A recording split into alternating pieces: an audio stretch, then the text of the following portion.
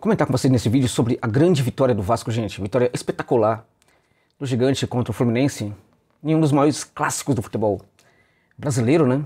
Muito subestimado, inclusive. Clássico sensacional. Entre a equipe do Vasco, que está lutando aí pela sua permanência na Série A, que reagiu muito, inclusive, depois da chegada do Ramon, né? E a equipe do Fluminense, né, que está lutando lá na parte de cima da tabela, e também tem aí um compromisso importante pela Libertadores de América, que está na semifinal da Copa Libertadores de América. Então, se a gente olhar, por exemplo, para a situação das duas equipes no momento, em termos de posicionamento, em termos do que disputa, do que está disputando, em teoria parece que o Fluminense, né, não tem como, né, não vencer o Vasco, né? Só que primeiro que isso é em teoria, segundo que o Vasco hoje já não é mais aquele Vasco de algum tempo atrás, né, treinado pelo treinador, né, pelo técnico Bebê, né, o Barbieri, né. Hoje o Vasco tem um técnico de verdade que é o Ramon Dias, né. Então foi uma apresentação sensacional. O Vasco precisava dessa vitória, precisava muito dessa vitória, e venceu, conseguiu vencer, venceu e convenceu, venceu com um percentual de posse de bola muito reduzido, gerando um desgaste o tempo inteiro ali para a proposta futebolística do Fluminense, do Diniz, né, foi desgastando a proposta o tempo inteiro, fechando muito seus espaços, né, e também contando com atuações sensacionais de alguns jogadores, né. Essas atuações, né, de algumas individualidades, gente, tem muito a ver com a condição tática da equipe, né, com a relevância tática hoje dessa equipe do Vasco da Gama. E isso, evidentemente, tem tudo a ver com o Ramon Dias. Tudo. Vou falar a partir de agora Ramon Dias para ficar mais natural aqui, né, neste vídeo. Beleza, gente? Antes de continuar com essa análise, eu quero tocar muito nessa partida, mas também o que pode vir à frente, né? O que virá à frente. Chamar a atenção para o fato de que esse vídeo tem o patrocínio da PagBet, para você que curte uma aposta esportiva, evidentemente, né? A PagBet é uma casa de aposta que chegou para democratizar o acesso às apostas aqui no Brasil, porque você pode depositar a partir de R$1. E com este valor, você já consegue jogar pela PagBet. Impressionante, né? Impressionante. Além disso, as cotas são sempre muito altas na PagBet. Além disso, o cadastro é simples e sem burocracia. Além disso, gente, tem uma informação bem legal para vocês. O atendimento é humanizado durante 24 horas.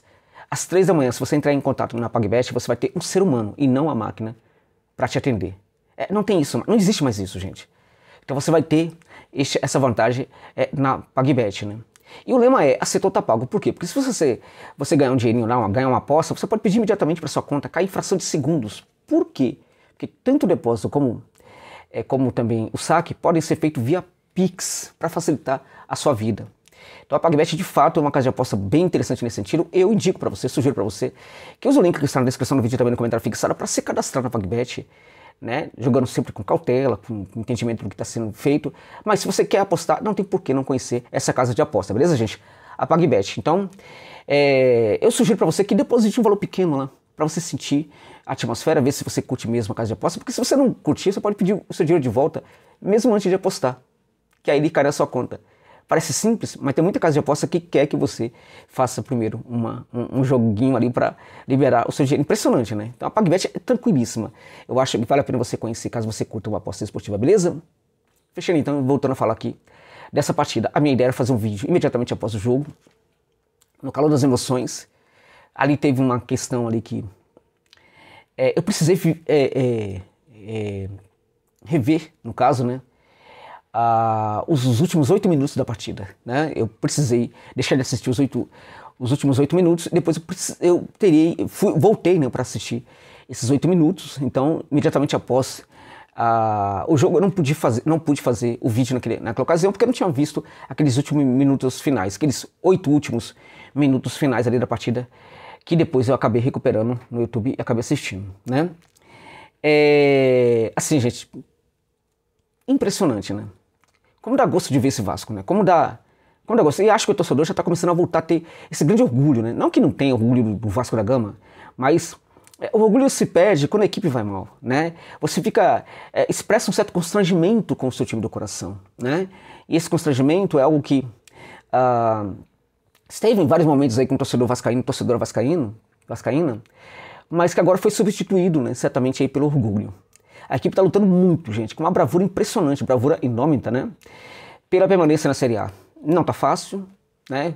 O estrago foi muito bem feito anteriormente. Tá difícil, muito difícil, mas a esperança é a última, né?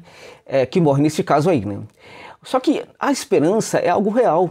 A expectativa do torcedor vascaíno em relação à permanência da equipe é absolutamente real hoje em dia. Ela é material. Ela não é irreal, ideal. Ela é material. Por quê? Porque a equipe está respondendo dentro de campo.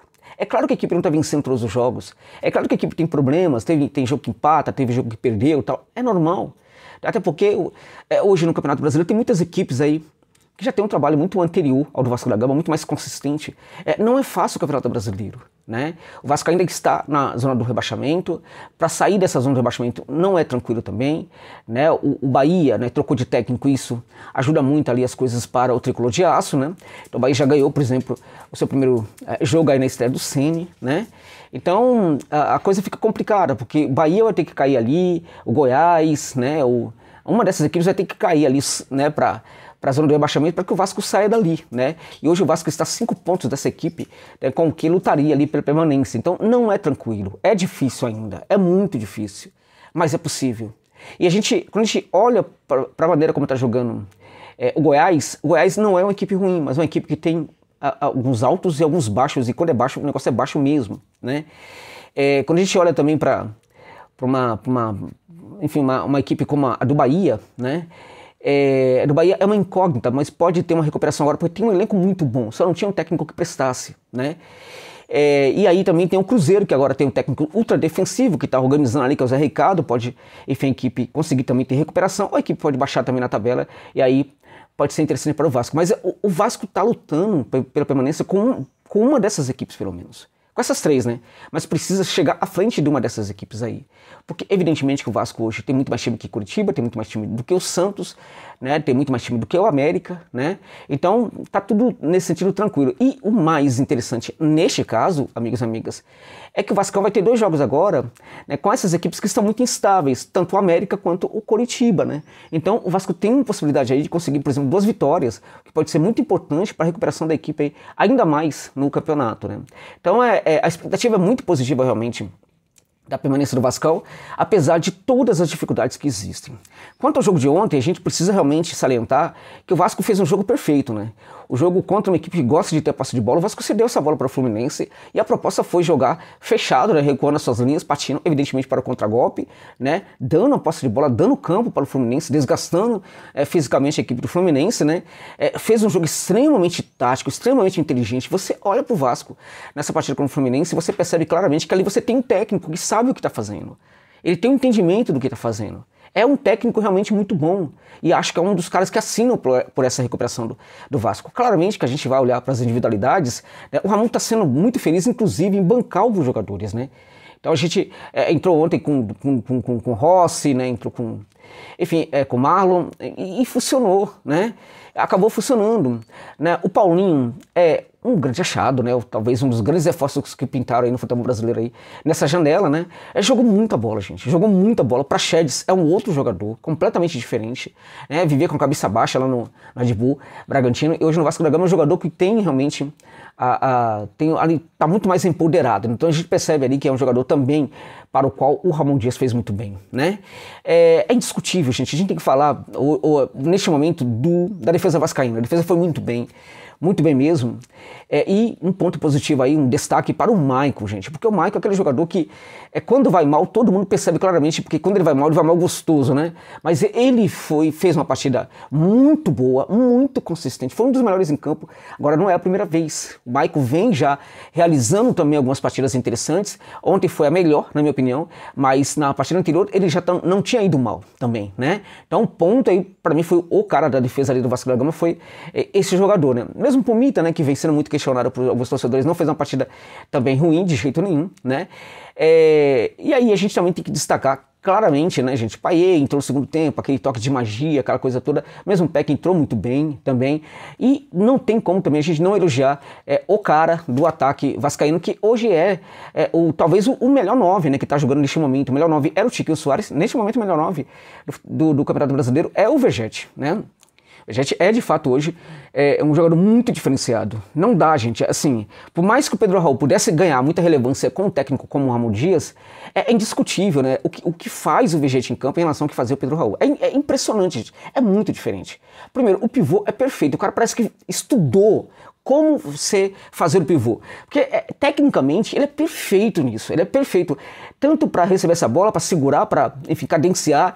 É um serviço completo no pivô do Pablo Vegete. E também a gente tem que destacar o jogo aéreo dele, em que ele também é praticamente imbatível no jogo aéreo. Jogador que e quando é muito bom no jogo aéreo, não é somente porque o cara sabe sair do chão. O cara tem o time, gente, a hora de sair do chão. Isso é muito importante. E, além disso, o cara também tem, né, o posicionamento, meus amigos, posicionamento e time. Então isso a gente encontra aí, essas duas características no Vegete em alta qualidade, e é por isso que ele é um grande cabeceador, né? Então um jogador que no jogo aéreo tem para ninguém hoje no Campeonato Brasileiro, né? Então também jogando quando sai fora da área, um jogador que evidentemente não é muito rápido, né, mas é impressionante, o toque na bola dele é um toque muito interessante, né, consegue fazer muita diferença mesmo fora da área. Então, para mim, é também um dos destaques. Vegete, Paulinho Paula, né, e o Ramon talvez seja hoje os grandes, né, o trio aí em que praticamente ele decretou ali um orgulho vascaíno muito grande e a possibilidade que o Vasco consiga se salvar aí do rebaixamento. Foi uma partida brilhante, na minha opinião, contra o Fluminense, goleou uma das melhores equipes do futebol brasileiro, mas goleou gostoso, não é que goleou, não foi um golzinho qualquer, goleou gostoso o Fluminense, gente, sabe, de uma maneira assim, sabe, inquestionável, né, então deu muita alegria de ver, deu muita satisfação de ver mesmo, satisfação mesmo, sabe, a alegria mesmo. É uma pena que eu não pude ver os últimos minutos, os últimos 8 minutos, mas como eu disse, eu voltei a vê-los depois aqui na minha casa de outra maneira. Mas é impressionante, que coisa linda, gente, que coisa maravilhosa ver o Vasco aí gerando a sua alegria, essa alegria para a sua torcida que merece tanto essa felicidade, né? A torcida que sofreu tanto aí nas últimas temporadas aí no futebol brasileiro e que agora percebe que tem possibilidade, primeiro, de permanecer, que este é, na verdade, no momento, o campeonato do Vasco, permanecer. E aí não é somente, sabe, porque eu torço pro Vasco ou não torço pro Vasco e tal, é real a possibilidade. Porque a gente percebe isso dentro de campo, a equipe de fato tem apresentado um futebol que não é um futebol mais de equipe de zona de rebaixamento, né? Claramente que a coisa foi muito complicada, de repente isso pode até não dar certo, mas o que o Vasco está jogando hoje não é futebol de equipe na zona de rebaixamento, muito pelo contrário. O Vasco está jogando muita bola e pode sim se salvar, acho que vai salvar e precisa se salvar, não somente para o bem da torcida vascaína e do Vasco da Gama, mas para o bem do futebol brasileiro, meus amigos e minhas amigas. É isso.